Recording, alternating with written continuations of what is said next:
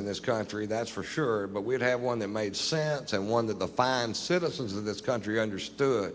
And we would have two heightened states of awareness. Go find a helmet. Put on the fucking helmet.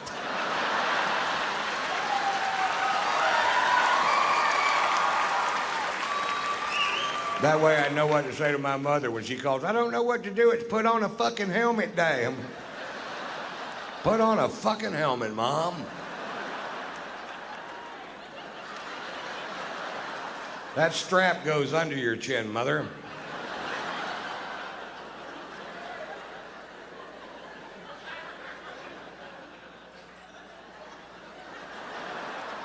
When Mother has her helmet on, she forgets her neck works.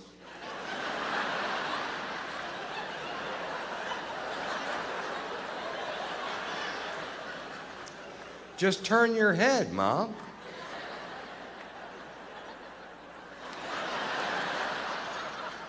You're getting it.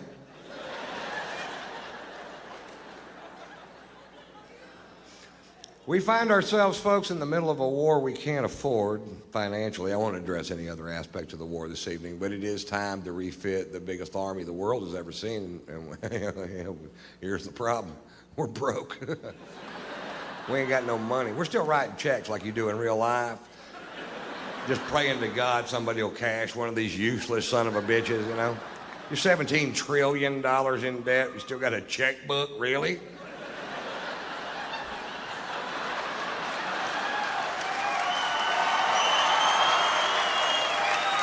Seems like somebody eventually is going to take that checkbook away, you know? And we, you know what? China's cashing our checks, and that's not a good plan for this country, mark my word. And they can't figure out a way to fund this war. And I came up with a great idea that nobody will listen to. Well, you're about to because of your proximity to this speaker system. I was just down in Cocoa Beach, Florida, and just south of Cocoa Beach, Florida is a huge Air Force base that takes up 115,000 acres of oceanfront property. They have military housing on the beach. Major Nelson didn't have oceanfront property, and he was an astronaut with a motherfucking genie.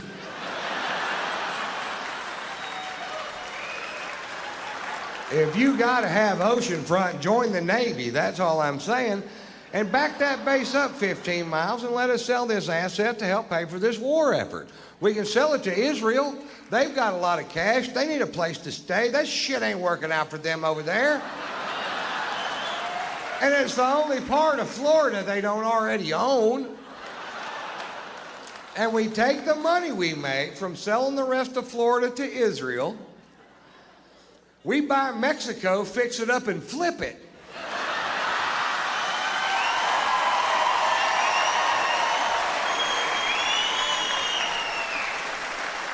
Now, we'll have to send down some painters and landscapers because they're all up here.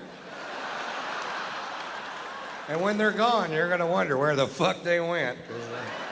You ain't going to want to do this shit yourself. Not if you're anything like me. We sell Mexico to a country that can put a ton of cash down, but you know they can't make the payments.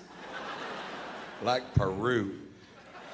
Peru has billions and billions of US dollars, they do, in cash, in banks all over Peru. It's our cocaine money they tricked us out of.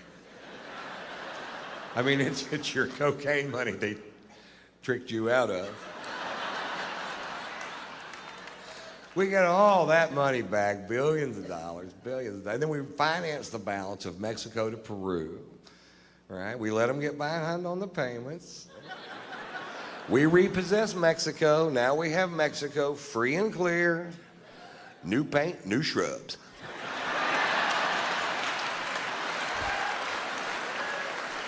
And with all that cocaine money, we start buying countries south of Mexico. We buy them all. We buy Belize, Honduras, Nicaragua, El Salvador, Costa Rica. And every time you buy one of those countries, that long-ass wall this country needs to build gets a little fucking shorter, doesn't it? Until eventually we buy back the Panama Canal, which we built anyway, stand there and go, swim this, bitch.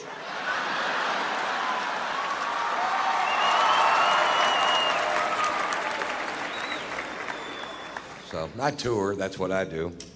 I go from city to city to city to city. I've done it for 22 years. I've enjoyed every second of it. I love to do this job. I tour with my wife, which I love to tour with my wife because I only have sex with my wife. I like to have sex. I don't have sex with other women. I've been married 3 times, and that has not always been my policy.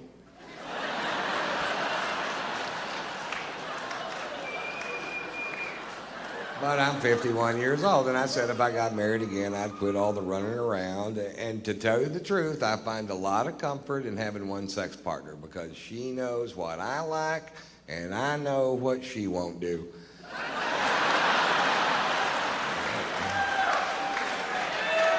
It turns out there's a list of shit she won't do. And the first thing on the list is talk about the list. My favorite byproduct of monogamy, and it didn't even dawn on me that this would be the case, and when I figured this out, I felt a huge weight just flutter off my shoulders. And a lot of you guys might not realize this, so this could be a big night in your life because I'm about to impart to you the most important thing I've ever learned. So, guys, I want you to open up your senses and really take this in. Don't waste this moment, because here it comes. Ready? Here it comes. Guys, if you only fuck your wife, you can't get caught. Feel it? You feel it? Nobody gives a rat's ass. Nobody's ever gonna kick you in a bedroom door. You motherfucker, is that your old lady?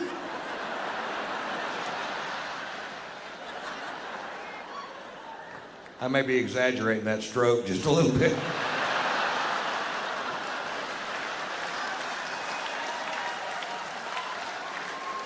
But still a ferocious piece of ass, although easily winded. If you don't mind stopping and starting, I might be the best fuck on the planet.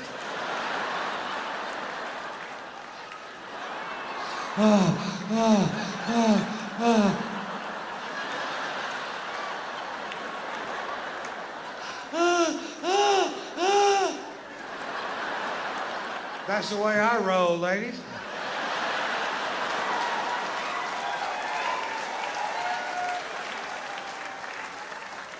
But my favorite place to have sex is on my tour bus because if I don't quite have the wind to get her there, I can just holler at that driver, pump the brakes!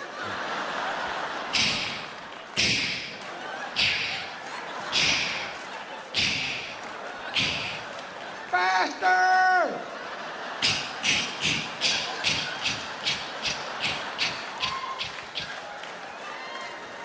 Thanks, Pat!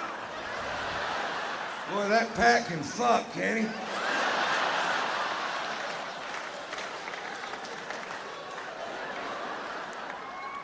Actually, you can't get caught having sex with your wife. My wife and I were going at it one afternoon, and the housekeeper walked in, which is way better than the other way around.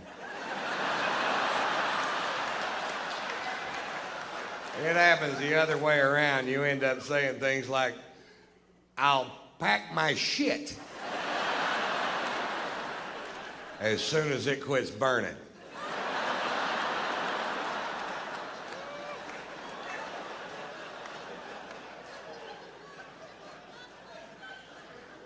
We have a great sex life, I think, you know. It's not like our friend. We have these friends that are younger than us, and they have tantric sex, which is a yoga thing where you can have sex for hours and hours, and yeah, we don't do that. We did invent a sexual position that I named the lazy dog. And I'll teach you how to do the lazy dog. What you do is you get in bed there and you get in the doggy style position, and then both of you at the same time, and that's the important part, fall over. Now you're doing the lazy dog. I can stay in that position all night long or until she coughs.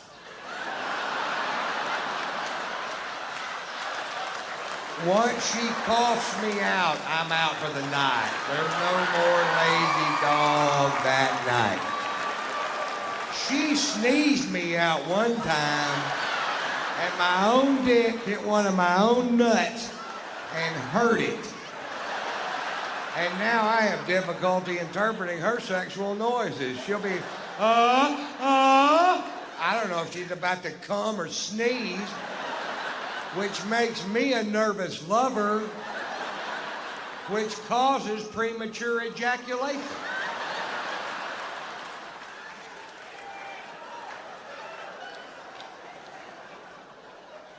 Not a lot of people know that.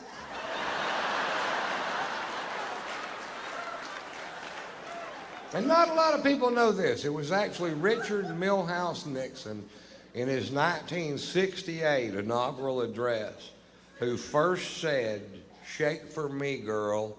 I want to be your backdoor man." A lot of people think it was Led Zeppelin, but it wasn't. Richard Nixon.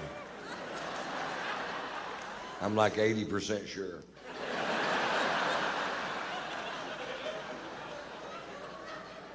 I'm like 70% sure. 50. You know what? It was Led Zeppelin.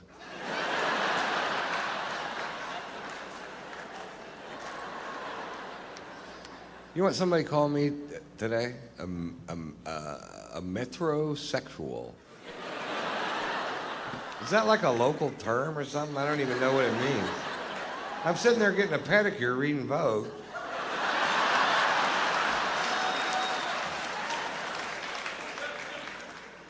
My wife got me a certificate to get a pedicure because she thinks my feet are nasty.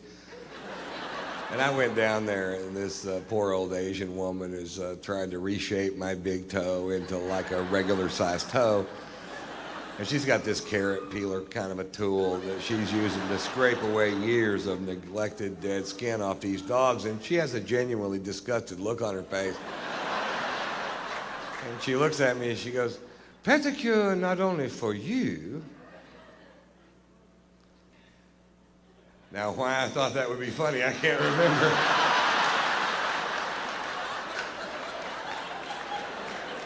Maybe I did it wrong. Pedicure not only for you. Nope.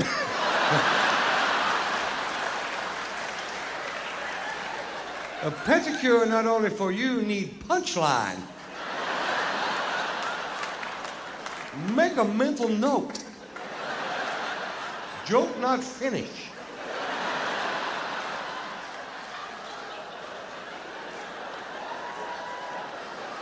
Add punchline. Make funny for everyone.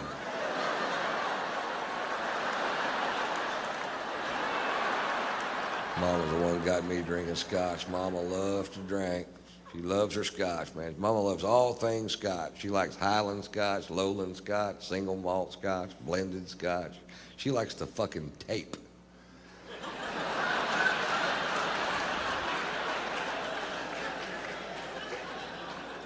And the guard. And the hop.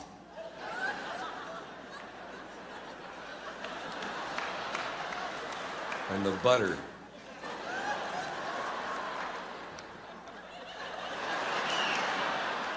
I'll make a mental note. Do tape last. It's only one funny.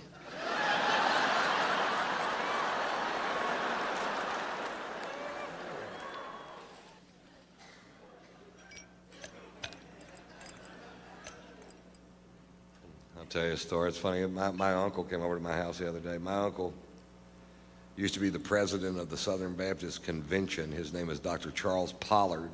He has a triple doctorate. He has doctorates in theology, psychology, and philosophy. Although I think I still make more money than he does. He's a great man. And he came over, and I was making myself a drink because I never pretend I don't drink. You might know that about me already. Yeah, but he said it. Well, I'm saying it now. You're beautiful. Yeah, but he said it. Really? You ever overdraw his checking account?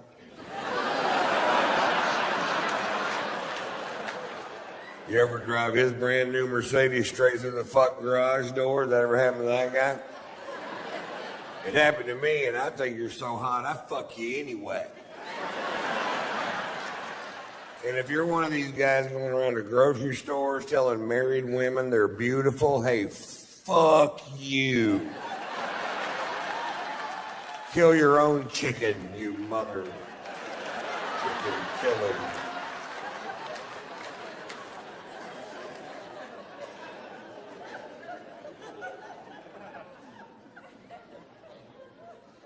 My wife's best friend has an autistic child named Lewis. Lewis is 12 years old. He's the sweetest child I have ever known. I've known him since he was 6, and we were at their house Labor Day, and Lewis informed me that he was going to run the 40-yard dash for the Special Olympics at Gwinnett High School near where I live in Atlanta, and he asked me if I'd come hoot for him. And I said, Lewis, I'd love to come hoot for you. I just need to check my schedule. And he goes, we checked it, you're clear.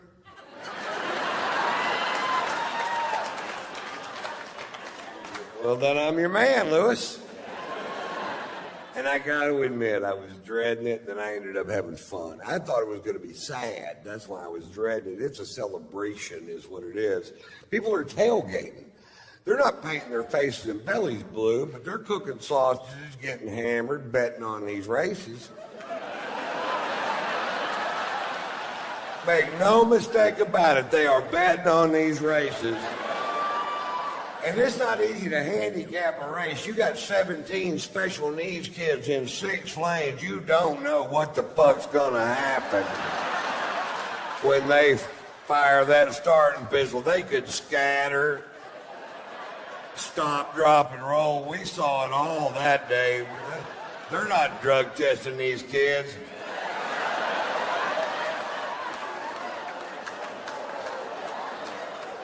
And they announced the 40-yard dash, and I was making a little wager on my man Lewis, which I did for $100.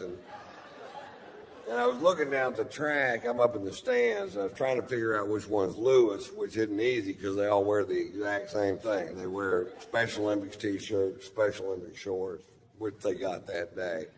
But you can wear whatever footwear you want. And Lewis, for whatever reason, they'd chosen yellow rubber boots.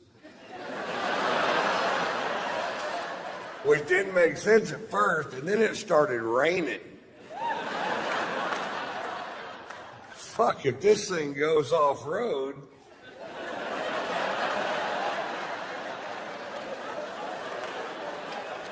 I got a natural mudder. And Lewis won. The yellow blur.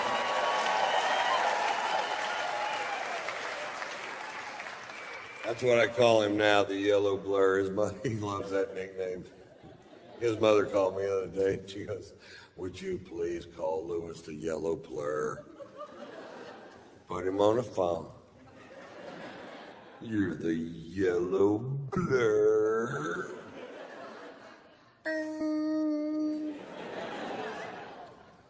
It's not like professional sports. You go to a Lakers game, you wave at Kobe Bryant until your arm falls off. He won't wave back to you.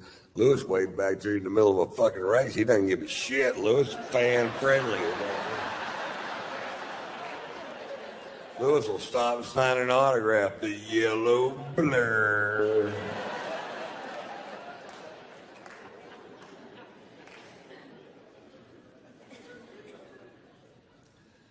I took my son Tater Tots to Europe this summer.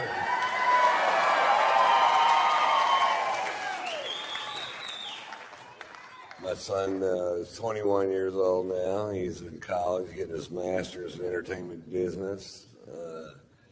He's a great kid, man. I'm so proud of him. He's smart. He's funny. He has my brain's high-end peaks without my low-end problems. That's some good goddamn news for Daddy right there. We've been monitoring it. He's funny. I was doing a corporate gig in Orlando where he goes to college, and I was backstage with him. And I don't get asked to do a ton of corporate gigs because what do you want your corporate image to be? We were hoping for an overweight alcoholic that smokes and cusses.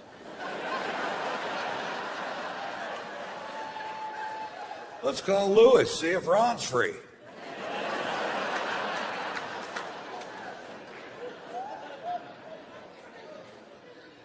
Anyway, I'm backstage in the green room with my son, and I wear wild socks. And because I do, people give me bizarre socks for whatever reason. And I'm backstage with my son. I'm putting on these weird socks. And Marshall goes, Dad, those socks are gay. I said, chicks dig these socks. He goes, chicks wear those socks.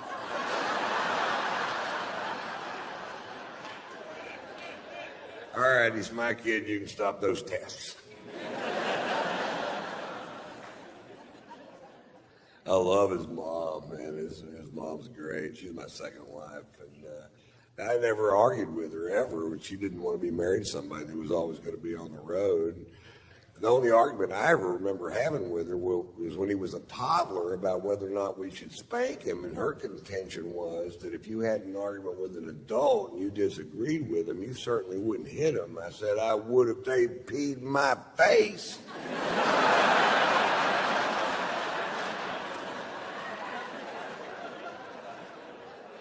I'm not kidding. Pee in my face. See what the fuck happened.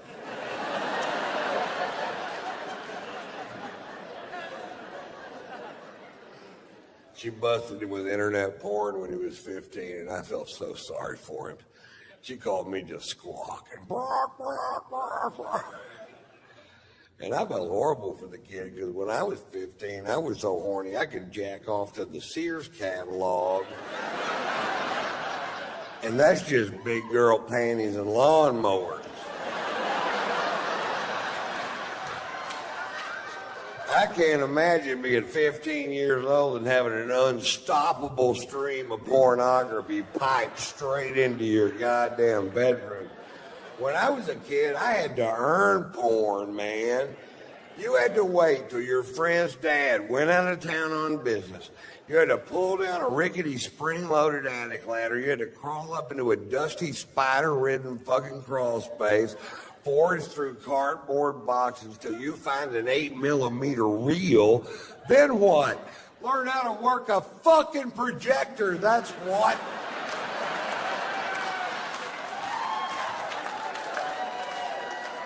And after all that, you got silent, bushy porn.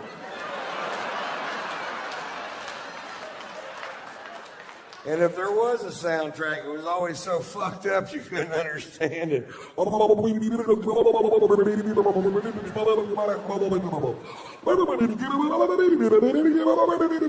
gonna stick his finger in her ear? No, his penis in her rear. Watch the movie.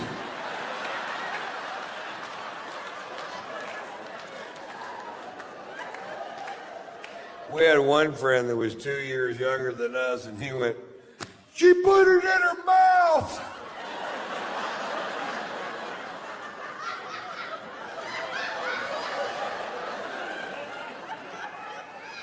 I didn't know she was gonna put it in her mouth.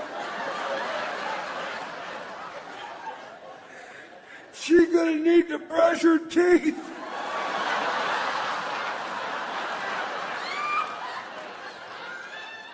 Not yet, but she will. Watch the film. Note to self, put it in her mouth.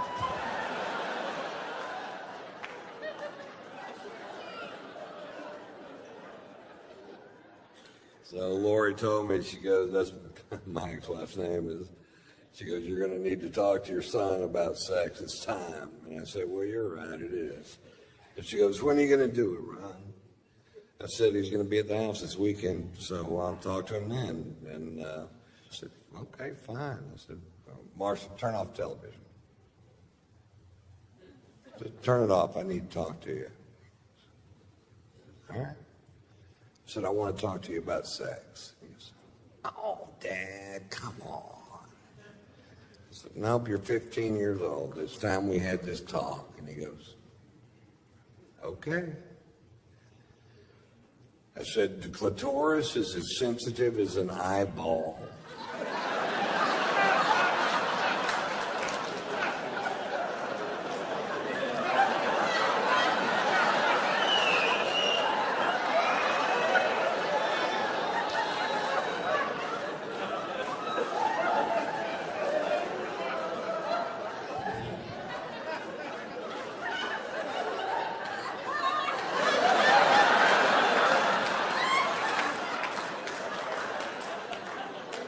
Is that it?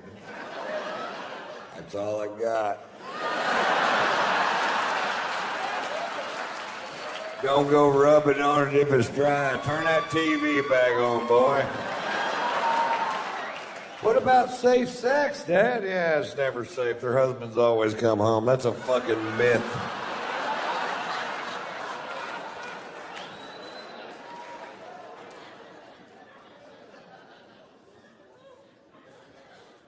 He's so smart, man. I just can't believe how smart kids are today. He can answer any question that you can come up with in 2 seconds off his phone. He's a computer freak anyway, but you ask any question, doesn't matter, world geography, world history, a note in a song written 300 years ago, click, there it is. When I was a kid, I had to believe my mother. That's it. That's all I had. Mommy, where do rainbows come from? Well, 3,000 years ago, an 800-year-old man named Noah was commissioned by the Lord to build a giant ship, and all the animals, 2 by 2. You try to run that crap by a kid today, they're like, click, click, bullshit.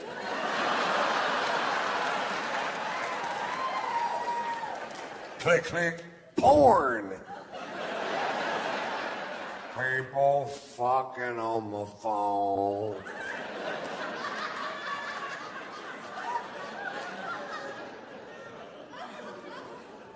If my mother didn't know the answer to a question, I had to go to the library, which is a building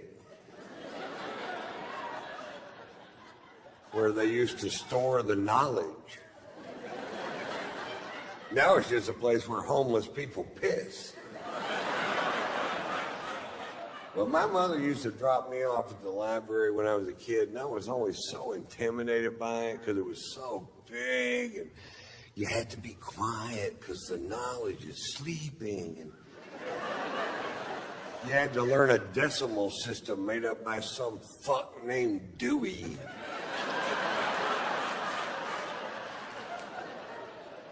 Then you had to peruse 100,000 square foot building with volumes of knowledge from floor to ceiling, ceiling to floor. You had to cross-reference Dewey's bullshit with the author's name and the card catalog.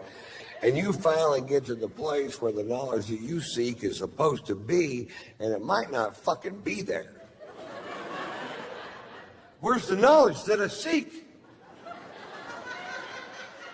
Yeah, somebody else has got it.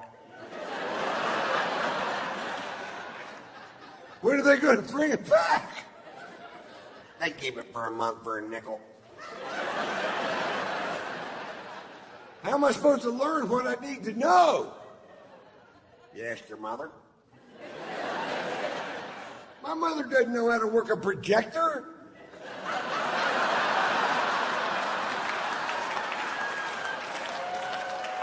She's in dental school, for fuck's sake.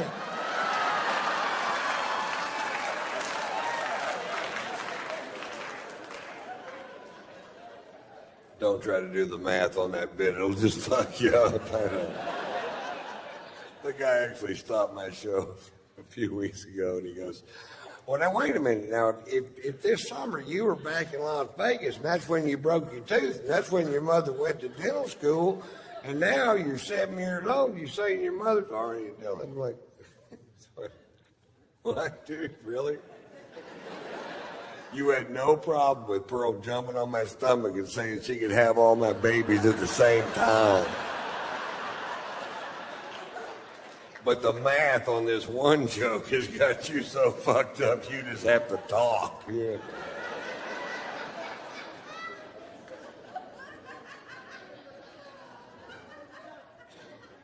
Tell you, the internet changed everything, man. way people don't buy music. The record industry is on its ear, man, because what they manufacture became easier to steal than it is to buy. And that's just a fact of nature these days. They'll figure it out. But I used to sell millions of comedy albums, and now it's hard to sell them because it's just so easy to fucking rip it off. You know, just click out of my IRA into your fucking pod.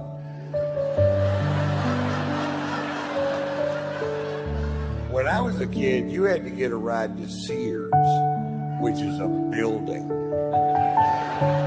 You had to find the record department on your own.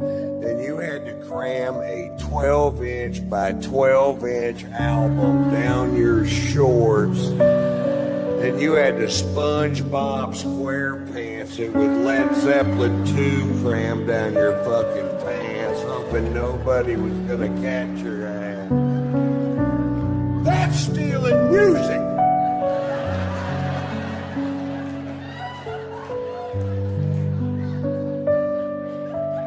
We didn't have Viagra. You had to like somebody to fuck them. I'm kidding. You didn't either. You didn't either. Grudge fucked the hell out of them. We didn't have Blue Mountains on our beer cans to tell you if they were cold.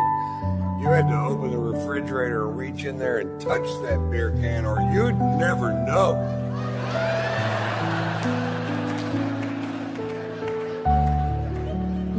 But somebody somewhere went, well, if we only had some sort of thermostat on each individual can, like the mountains changing color to see the optimum drinking temperature. Thank you, Rocky Mountain. Even though your beer tastes like ass.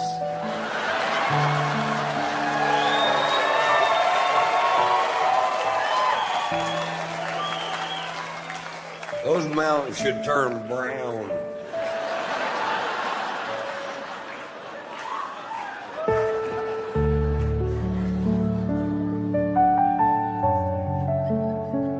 So I tour, that's what I do. I go from city to city to city to city. I've done it for 27 years. I've been coming to Austin all 27 of those years.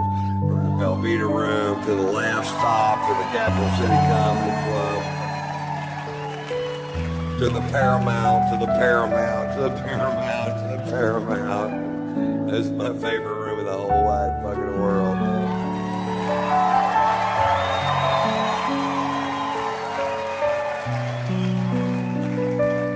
I tour with my wife usually, and I love to tour with my wife because I only have sex with my wife. I don't have sex with other women. I've been married 3 times, and that has not always been my policy. When I was young, I used to talk to my cousins about this race we were going to have to see who gets married first. I came in 2nd, 4th, and 7th.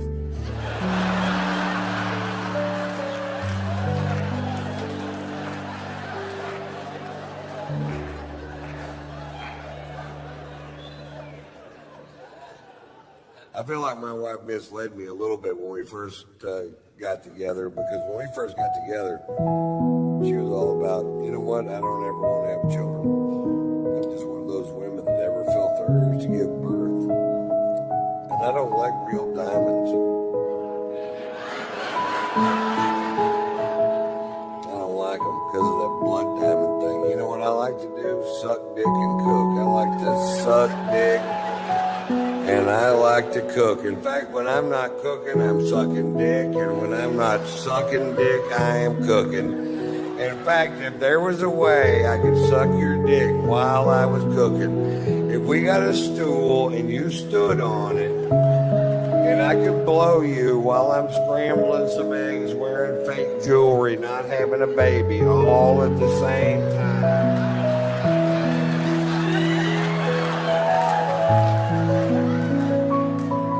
That would be heaven for me.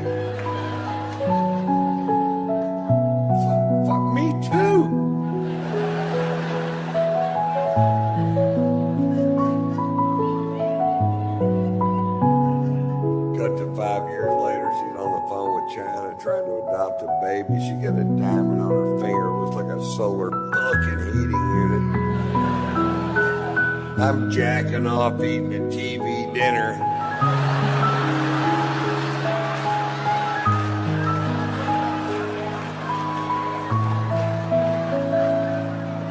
Wonder what she's got under that snuggie. I bet she's naked as shit under that snuggie.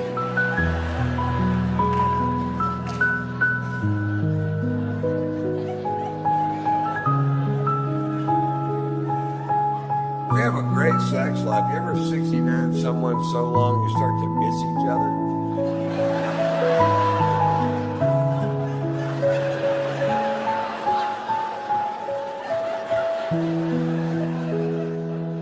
Then the snow turned to rain. I love you.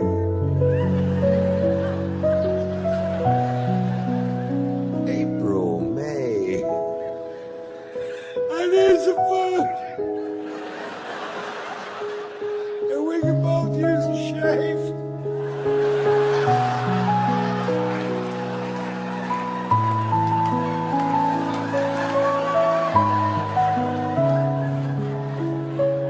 We did it one time so long it turned into another number. What is this, a 71? Have your toe in my nose. What the fuck?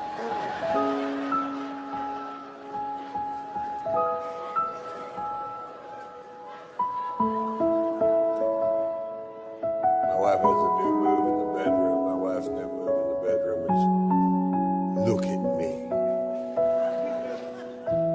Look at me. Open your eyes, Ron. Look at me.